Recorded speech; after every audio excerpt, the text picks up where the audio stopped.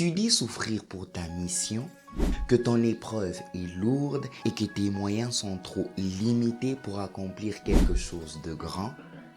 Si tu te sens disqualifié par ton passé et par tes échecs, écoute l'histoire de William Carey. Le monde l'avait presque enterré avant qu'il ne commence. Ce qu'il a vécu paraît inimaginable. Et pourtant, c'est ce qui a changé le cours de l'histoire. William Carey est né en 1761. Très jeune, il ne suit pas d'études supérieures. Il devient apprenti cordonnier.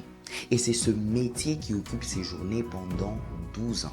Imagine 12 années à réparer des chaussures, les cuire plein les mains, à marcher des kilomètres pour vendre son travail à Northampton. Il gagne très peu, environ 36 livres par an, ce qui est environ l'équivalent de 6 000 $ aujourd'hui pour toute une famille. Il doit donc trouver des moyens pour tenir. Pour s'en sortir, il ouvre une petite école. Il enseigne, il travaille sans relâche. Mais les privations, les fièvres finissent par user son corps. Il perd ses cheveux si jeune qu'il est obligé de mettre une perruque pour ne pas paraître plus vieux. En 1786, il propose à ses pairs de porter la foi aux nations. Le mépris est total. Un leader lui lance « Asseyez-vous, jeune homme. Quand il plaira à Dieu de convertir les païens, il le fera sans votre aide ou la mienne. » On le traite de misérable enthousiaste. Il rentre chez lui humilié, tellement humilié qu'il ne sort plus de chez lui de peur d'être reconnu. Mais Carey a une conviction plus forte que l'humiliation. Il vend tout son matériel de cordonnier pour financer son départ pour l'Inde. Il brûle ses vaisseaux. L'Inde est un choc. En 1801, son fils Peter, âgé de 5 ans, meurt de dysenterie.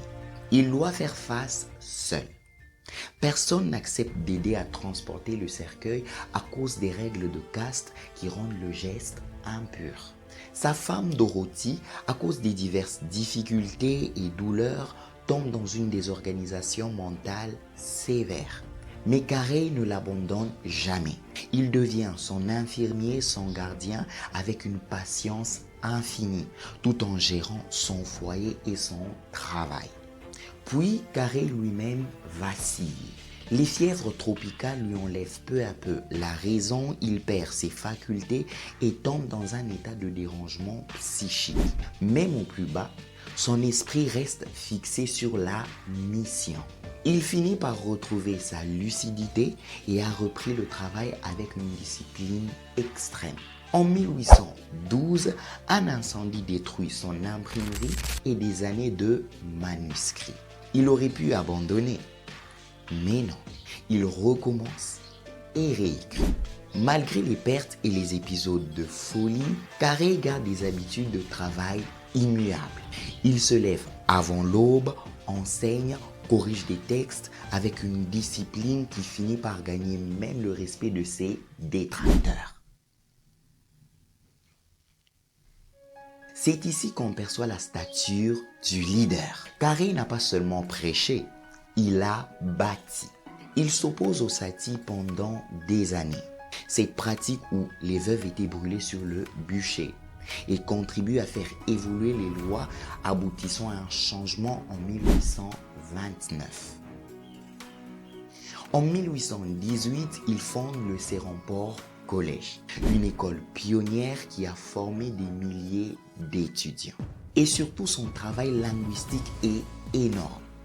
Il supervise la traduction complète ou partielle de la Bible dans environ 42 langues et dialectes orientaux, du sanskrit au bengali. Avec des collaborateurs locaux et étrangers, Carey ne se contente pas de traduire. Il forme des linguistes, il publie des grammaires, des dictionnaires qui servent de base aux études modernes des langues indiennes. Il ne laisse pas la douleur changer sa vocation. Il la transforme en projet concret. Moulin à papier, presse, journaux, dictionnaires, écoles. Le Serampore Collège ne forme pas seulement des chrétiens. Il forme des enseignants, des chercheurs locaux qui participent à moderniser l'éducation en Inde et diffuser des idées réformatrices au-delà du cercle missionnaire. William Carey a montré qu'un homme qui change ses larmes en fondation peut changer le monde. Pour t'aider à bâtir ton propre héritage, j'ai mis à disposition un guide que j'appelle la méthode Carey. Comment passer de l'épreuve à l'institution. Tu peux les télécharger gratuitement. Le lien est dans la description. Alors je te repose encore la question. Tu dis souffrir pour ta mission? Carey n'a pas attendu que la douleur disparaisse pour bâtir son héritage. Il l'a bâti malgré la douleur, le mépris et la folie qui frappaient à sa porte. Il montre que les réformes durables touchent la conscience, l'éducation et les infrastructures culturelles. Si une seule vie partie d'un atelier de cordonnier a pu façonner des infrastructures, des lois et des langues, imagine ce que ta douleur structurée, dirigée, canalisée peut engendrer. Alors ne t'arrête pas maintenant. Le monde attend ce que tu construis dans tes épreuves.